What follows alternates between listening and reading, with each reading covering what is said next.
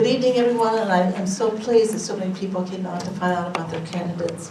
My name is Donna Capurso, and I'm running for County Commissioner for District 2. Did you know that over 74% of the 1,278 square miles of Boundary County is controlled by governmental entities? That 475,236 acres of our county are supposedly owned by federal alphabet soup agencies, those being the U.S. Forest Service and the Bureau of Land Management.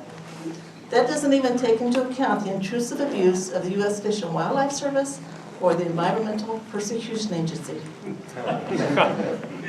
That leaves about 300 square miles of privately owned land on which this community can make a living and have a home on. Every year we lose more and more land on which to enjoy the great outdoors as the feds continue to close access to what is labeled as public lands, but we know that's far from reality. We only have 25.6% of private land here to sustain our public services and to be a community to not just survive, but to thrive. This is why it's so important to get control of the federal lands in Idaho, and especially vital for Boundary County. When Idaho became a state on July 3rd, 1890, under the equal footing doctrine, all our land here that was controlled by the feds was to be ceded to Idaho, which obviously that has not happened, and Idaho is not alone.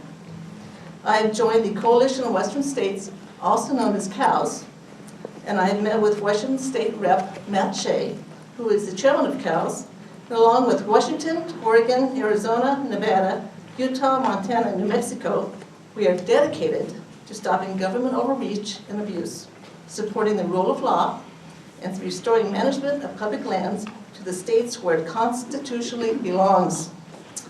I am also a member of the American Lands Council, a nonprofit organization leading the charge to secure better access, health, and productivity of our public lands through local stewardship. Why have I joined these two organizations? Because I know that there is strength and power in numbers. As your county commissioner, I would be dedicated to getting our lands into our hands.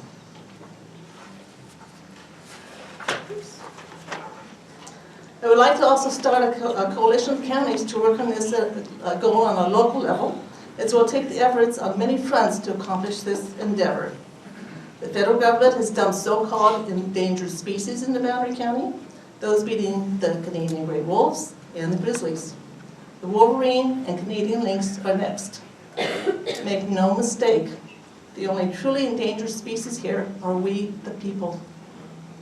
I've been politically involved in both Boundary County for almost 20 years, excuse me. And as many of you know, I'm not new to fighting the feds. In 2011, as chairman of the Boundary County Republican Central Committee, I stood up to the federal government when the U.S. Fish and Wildlife Service went after Jeremy Hill to prosecute him for shooting a grizzly while protecting 4 out of 6 of his kids.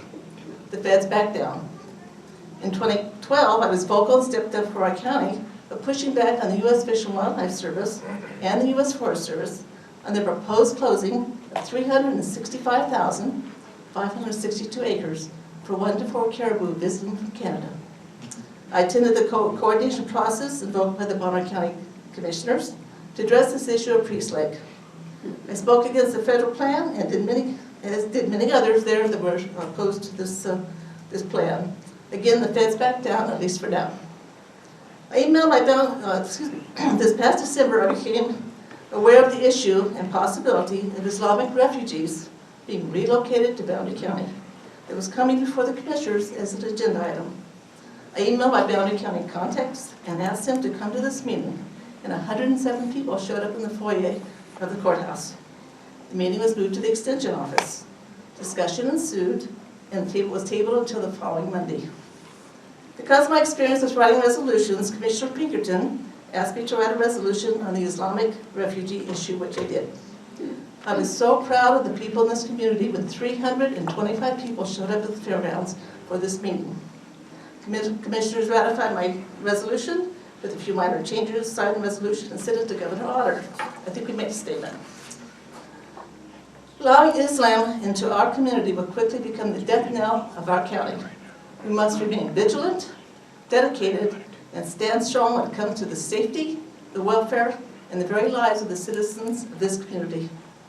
We must safeguard our way of life, as well as our love of freedom and liberty. If you understand how important the U.S. Constitution, the Bill of Rights, and the concept of self-governance are, now is the time to be fearless in defending our God-given rights. I have the right to believe that the sanctity of marriage is between a man and woman, and that life begins in conception. I have the right to freedom of religion, freedom of speech, and then I have the right to bear arms as guaranteed by the Second Amendment. And you know what? So do you.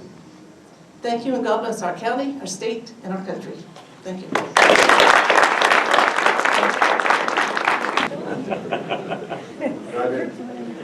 I've been in this county for a long time, about 45 years or so, and he was one of the first people I met. So, you know, we got along pretty good for the first couple of days. Go ahead and stand closer. Yeah. Anyway, I do have to say that he has been more than helpful over the years, and so I put up with him. My name is Walt Kirby. I've been in Boundary County for 46 years. I'm married for 65 or 66 years, I think, right now. And I have a certain amount of children, 3 or 4. And, they live locally, pretty nice. And I've heard people talk about their age and their background, and it brings to mind that whenever I start talking about my background, which I'm going to, I'm going to bore you with it for a minute, that I term it out in decades, not weeks or hours or months or whatever. And so first decade of life is, you know, when you go to school and so forth and graduate from high school. Next decade is you go to work. And so that decade for me was partly in the U.S. Navy and then partly in the aerospace business. And that was very, very successful for me and the people I was working for. We did some pretty wonderful things in the 60s. Everybody will remember some of the stuff that was going on in those days.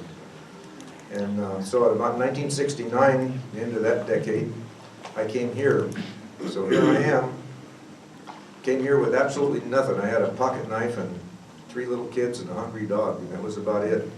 And so I noticed that you needed to go to work, and that seemed to be the carrying thing. And so I did. I found a little job driving a school bus. That was an interesting deal. Didn't last too long. The kids really didn't like me all that much, I don't think. But at any rate, so I started a little welding shop, and you know, just because I thought, well, I got a skill here I can put to work, and I did, and it was pretty successful. You know, I was able to work in the logging industry here for a long, long time, patching stuff together and doing mechanical work and things like that. Had a shop, had a business, hired a couple of guys. You know, we actually had a pretty good thing going. And so in 1969, it became time for me to retire and start another decade. So I did, and I was sitting at the 3 Mile up there having coffee, and one of my old buds, he came up and says, "What are you doing in here?" And I said, "Well, I'm having coffee." And he says, "No, you're not." He says, "You're coming to work." So I went to work for this guy and worked in the little chain factory up there for a couple of years. Worked in different places, you know. So I've been. Well, I guess my point is that I've been working ever since the day I hit Idaho, and it's been so much fun and such a pleasure that I just can't, you know, I just can't hardly talk about it. But in about see, I was just trying to think when I was, you know, Social Security age came along, and I jumped out and then did this retirement thing. No, I had to go back to work. So I've been back to work for another 20 years. And in the meantime, I got interested in paying back to this community. And I know that's a kind of a trite thing that everybody says, "I'm paying back." But that's what I'm doing. I had a chance to become active in the community. And so I did. I became active in the community, and so that's where I've been in the, so I ran for commissioner because they were desperate to find somebody to run one night. I was at a Republican Central Committee meeting, and they were saying, what are we going to do? Our guy's gone. You know, we had a guy lined up to be commissioner, and he vaporized on him. And so I thought, well, why not? And I said, well, I'll do it. And they said, well, fine. You know. And what do you know? I got elected. Not by, just by a few votes. So that's, anyway, and since then, I've been getting reelected and reelected and reelected. And I've enjoyed every minute of it. And so I'm standing here saying I'd like to get reelected again. And I think that I'm looking at a room full of people who have voted for me before, and I'm hoping that I can convince you that you should vote for me again.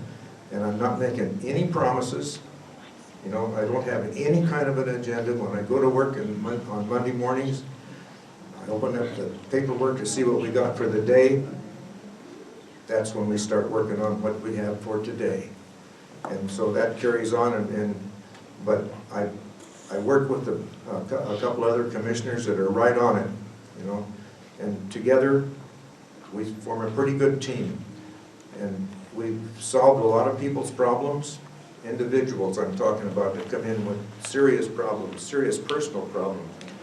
And it's our pleasure to be able to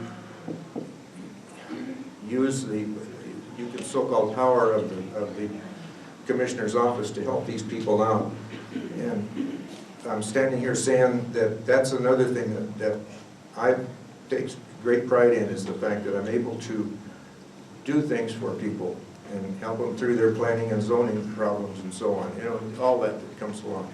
And I don't want to make issue out of anything particularly, except that I'm a good guy, I'm a good commissioner, and I'll work hard for you. Thank you for your time.